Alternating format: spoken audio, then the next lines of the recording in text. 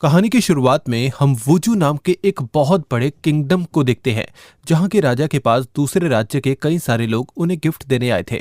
यहीं पर हम उस राजा की एक छोटी बेटी को भी देखते हैं, जो कि पूरे दरबार में खेल रही थी। राजा की इस छोटी बेटी का नाम टोरनडॉट होता है और उसकी माँ उसके पैदा होने के कुछ समय बाद ही मर गई थी।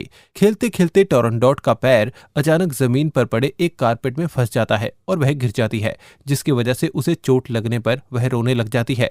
असल में टोरनडॉट का पैर जिसमें फंसा था वह कोई आम कारपेट नहीं, बल्कि पूरे इलाके का एक बहुत बड़ा नक्शा था, जिसमें वह सभी राज्य थे जिन्हें टोरनडॉट के पिता ने अपने कब्जे में कर लिया था। लेकिन उस मैप पर एक खाली जगह बाकी थी, यानी कि अब तक उस राज्य पर उन्होंने जीत हासिल नहीं की थी।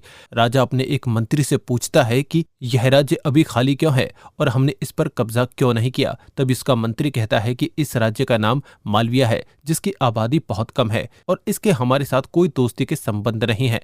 यह बात सुनते ही राजा अपने मंत्री से मालविया को भी कब्जे में करने के लिए कहता है, ताकि उसका मैप पूरा हो सके। अब यह काम जनरल बोयान को मिला था, जो कि फौरन अपनी सेना लेकर मालविया राज्य पर हमला करने के लिए निकलता है। ये एक बहुत लंबा सफर होने वाला था, इसीलिए सभी सैनिक आपस में बातें करने लगते हैं कि मालविया राज्य में काफी ज्यादा खजाना है जिन्हें वह लूटेंगे, और वहां की औरतें भी बहुत ज्यादा खूबसूरत हैं जिन्हें वह बंदी बना लेंगे। अगले सीन में मालविया राज्य को दिखाया जाता है और वहां पर हम उस राज्य के किंग और क्वीन को भी देखते हैं, जहां हमें पता चलता है कि मालविया के किंग के पास 3 जादुई कंगन थे, जिन्हें अगर अलग अलग रखा जाए तो हर तरफ शांति फैलती है, लेकिन अगर उन्हें साथ में लाया जाए तो फिर वह अपने यूजर को बहुत ज्यादा पावर देते हैं, लेकिन उसके साथ श्राप भी देते हैं। कुछ ही समय में वहां पर जनरल पोयान अपनी बहुत बड़ी फौज लेकर हमला कर देता है, जिसमें कई सारे मासूम लोग मारे जाते हैं। मालविया राज्य के पास भी बहुत कम सैनिक थे, इसके लिए वह जंग को जीत नहीं पाते। और जब जनरल पोयान राजा के महल में पहुंचता है, तब वह देखता है कि सभी लोग मारे जा चुके हैं, यहाँ तक कि राजा और रानी भी मर गए थे।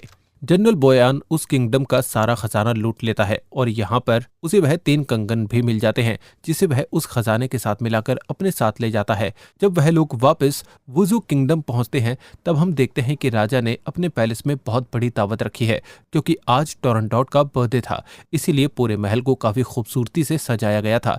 जनरल बोयान मालविया राज्य से लूटे हुए खजाने को अपने राजा के सामने रखता है। राजा अपनी बेटी टोरनडॉट को सभी खजाने में से जो चीज उसे पसंद आती है वह उठाने के लिए कहता है, लेकिन यहाँ पर टोरनडॉट को कुछ भी पसंद नहीं आता। पर उसकी नजर उन 3 कंगन पर पड़ जाती है और वह उन तीनों कंगनों को खेलते खेलते अपने हाथ में डाल लेती है, जिसके बाद वह कंगन अचानक टोरनडॉट के हाथ को जकड़ लेते हैं और उसे जोर जोर से दबाने की कोशिश करते हैं।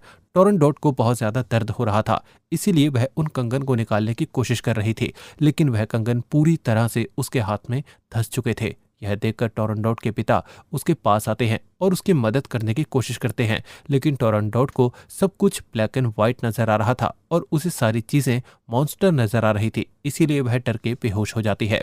अगले सीन में हम मालविया राज्य के एक मास्टर को देखते हैं, जो कि हमले के वक्त अपनी पूरी फैमिली को लेकर किसी महफूज जगह पर छुप गया था। इस मास्टर का नाम जाओ होता है।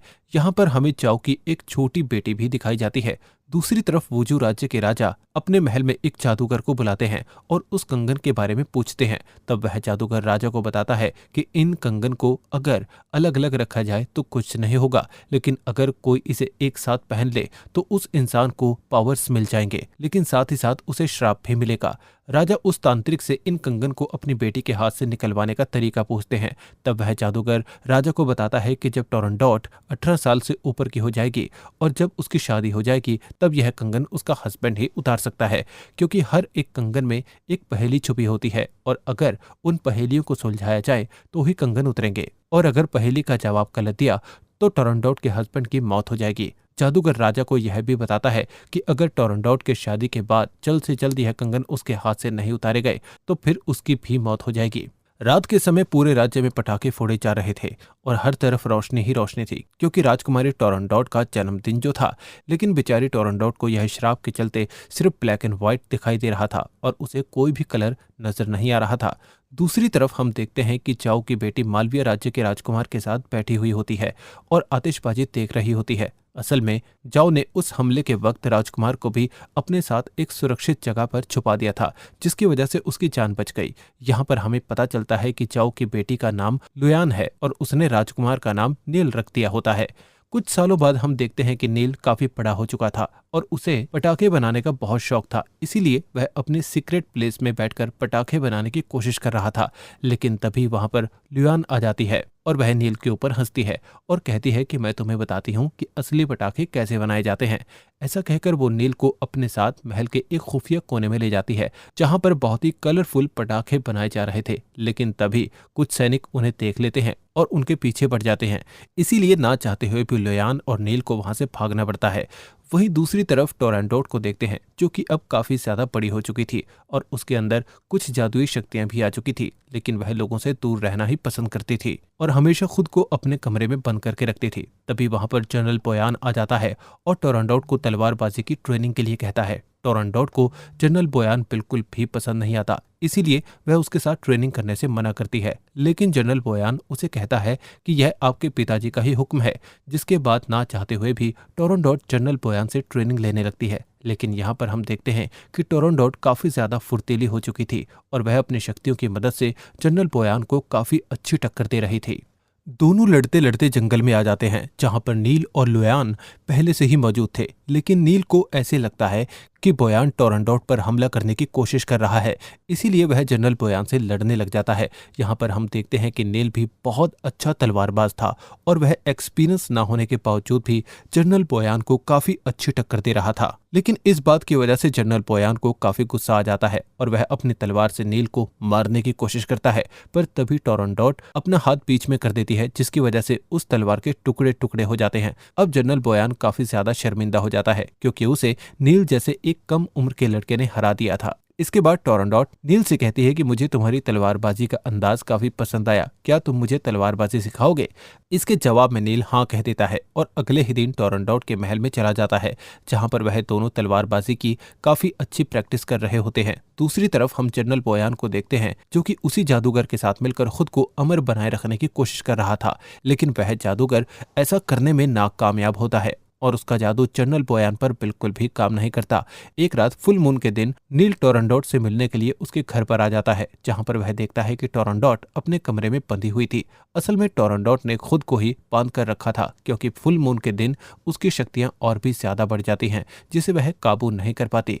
लेकिन नील से उसकी हालत देखी नहीं जाती और वह टोरंटोट को खोल देता है, जिसकी वजह से टोरंटोट को काफी गुस्सा आ जाता है और वह उसे वहां से भगा देती है। पर इतने समय तक एक दूसरे के साथ रहने की वजह से टोरंटोट और नील को एक दूसरे से लगाव हो चुका था और इसी दौरान नील टोरंटोट से कंगन के बारे में भी पूछता है, लेकिन वह अक्सर इस बात को टाल देती है। एक बार राजा अपनी बेटी टोरंटोट से मिलने उसके रूम में चला जाता है और उसे कहता है कि तुम्हारी अब शादी की उम्र हो चुकी है और मैंने तुमसे मिलवाने के लिए एक बड़े राज्य के राजकुमार को बुलवाया है, इसीलिए अगर बात पक्की हो गई तो जल्दी ही तुम दोनों की शादी भी करवा दूंगा। वैसे तो टोरंटोट शादी नहीं करना चाहती थी, लेकिन उसे अपने पिता की बात माननी पड़ती है और वह तैयार हो जाती है। दूसरी तरफ हम देखते हैं कि अब वह राजकुमार वुजू किंगडम में दाखिल हो चुका था और सभी लोग उसका स्वागत कर रहे थे। लेकिन अचानक लुयान अपने कुछ दोस्तों के साथ मिलकर उसका सामान लूट लेती है और भाग जाती है। पर वो राजकुमार अपने सैनिकों से कहकर उन सबको पकड़वाने की कोशिश करता है। तभी नील भी वहां पर आ जाता है और वह लुयान और उसके दोस्तों को समझाकर उनसे लूटा हुआ सामान वापस ले लेता है और उस राजकुमार को दे देता है। नील के स्वभाव से वह राजकुमार काफी इम्प्रेस हो जाता है और वह नील को अपना मुंह बोला भाई मान लेता है। इसके बाद वो राजकुमार नील से राजकुमारी टोरंटोट के बारे में पूछता है, जिसके जवाब में नील कहता है कि राजकुमारी बहुत ही ज्यादा अच्छी हैं और आपको उनसे मिलकर काफी ज्यादा अच्छा लगेगा।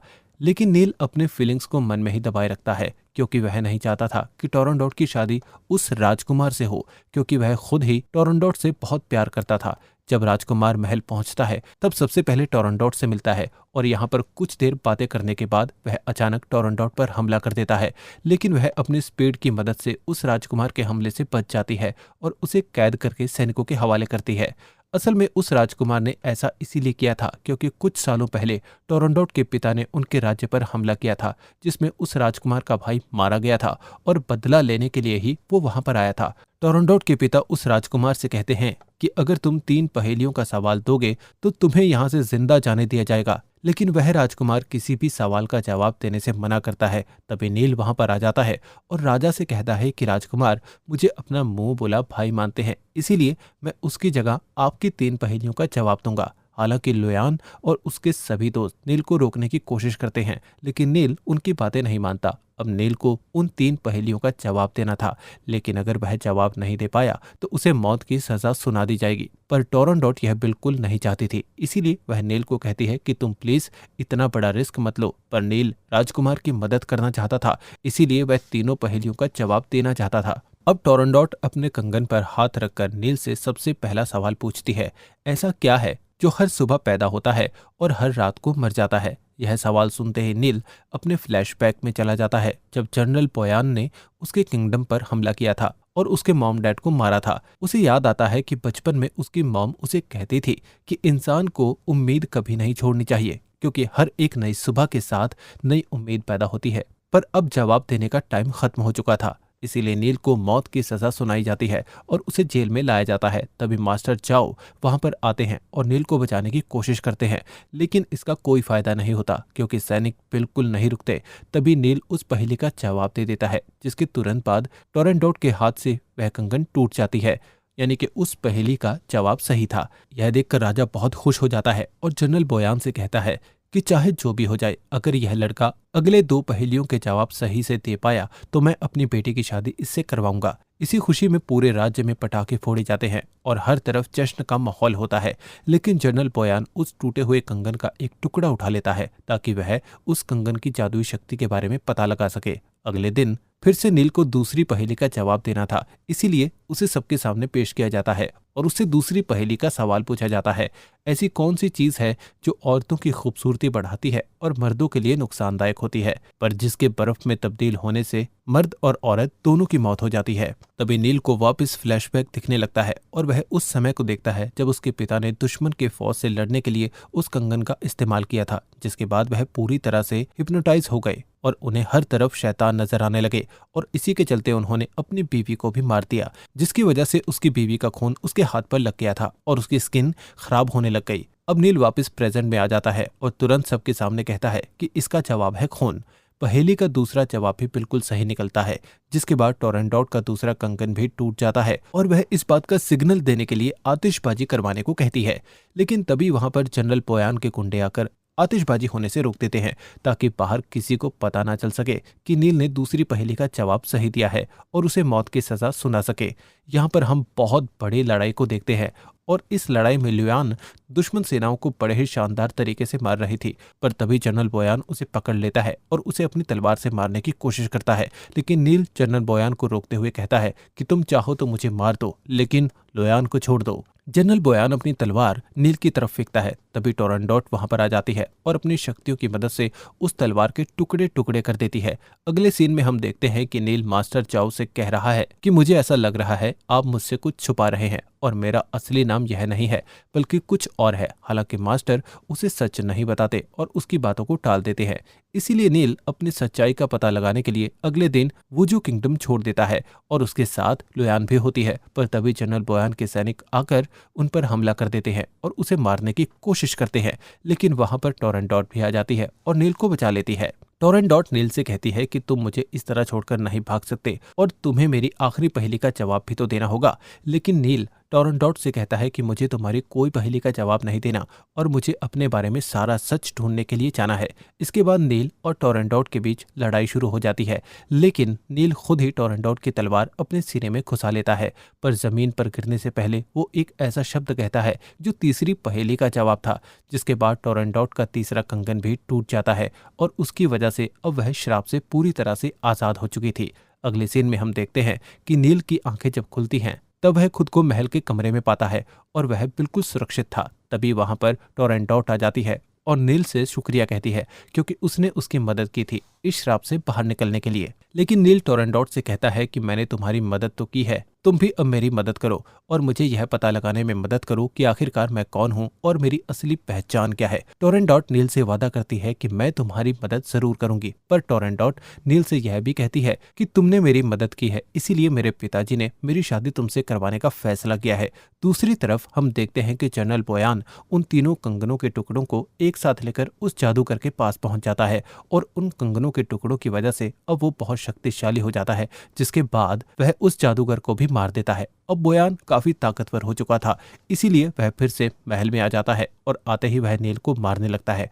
टोरेंडोट वहां पर आकर बोयान को रोकने की कोशिश करती है, लेकिन बोयान कहता है कि हमने सालों पहले जिस मालविया राज्य पर कब्जा किया था, यह वहीं का राजकुमार है और हमारे दुश्मन का बेटा है। लेकिन टोरेंडोट बोयान से कहती है कि तुम नील को छोड़ दो, मैं पिताजी से इसके बारे में बात करूंगी। पर बोयान नहीं रुकता और नील को मारने की कोशिश करता है। तभी टोरेंडोट उसे कहती है कि तुम जो कहोगे मैं वह करूंगी। जिसके बाद बोयान टोरेंडोट से कहता है कि तुम्हें मुझसे शादी करनी होगी। अब ना चाहते हुए भी टोरेंडोट बोयान को हाँ कर देती है। अगले दिन बोयान नील को महाराज के पास पेश करता है और वह नील को राज्य का दुश्मन बताकर सबके सामने उसे खत्म कर देना चाहता था। तभी टोरेंडोट राजा से कहती है कि सालों पहले बोयान ने मालविया राज्य पर बिना शांति का प्रस्ताव रखे हमला किया था, जबकि मालविया राज्य बहुत ही ज्यादा शांतिप्रिय था और हमसे दोस्ती का हाथ भी बढ़ा सकते थे। इस बात की गवाही देने के लिए वही जादूगर महल में आ जाता है और वह राजा के सामने कहता है कि बोयान धोखेबाज है और उसने धोखे से मालविया राज्य पर हमला किया था। असल में वह जादूगर मरा नहीं था, बल्कि वह सिर्फ जख्मी हुआ था। बोयान गुस्से में आकर उस जादूगर को सबके सामने मार देता है और पूरे महल में जंग शुरू हो जाती है। इसी बीच वहां पर धमाका हो जाता है, लेकिन बोयान को कुछ नहीं होता। बोयान को रोकने के लिए नील बड़ी चालाकी से उसे पत्थरों के बीच फंसा देता है, लेकिन बोयान फिर भी नहीं मरता और वह राजकुमारी टोरेंडोट पर हमला कर देता है। यह देख नील को बहुत ही ज्यादा गुस्सा आता है और वह एक तलवार से सीधे बोयान पर हमला कर देता है। उस तलवार पर दरअसल पहले से ही टोरेंडोट का खून लगा था, जिसकी वजह से उस तलवार में भी शक्ति आ चुकी थी और वह तलवार सीधे बोयान के सीने में घुस जाती है, जिसकी वजह से बोयान मौके पर ही मारा जाता है। मरने से पहले टोरेंडोट नील से कहती है कि मैं तुमसे बहुत प्यार करती हूँ और मेरे उस कालीन पर सही आतिशबाजी पटाखे बनाने का तरीका लिखा है, तुम उसे ले जाओ। टोरेंडोट की मौत के बाद नील बहुत उदास हो जाता है, लेकिन वह उस कालीन को लेकर वापस अपने राज्य मालविया चला जाता है। अब नील ने उस कालीन के लिखे पटाखे बनाने के तरीकों को समझ लिया था, इसीलिए वो अपने राज्य में हर तरफ आतिशबाजी कर देता है। हालांकि बोयान को बहुत बुरा लगता है, क्योंकि बोयान ने उसके फादर को पहले ही मार दिया था और अब उसका दोस्त नील भी उसे छोड़कर अपने राज्य में चला गया था। इसी के साथ यहाँ मूवी का एंड हो जाता है।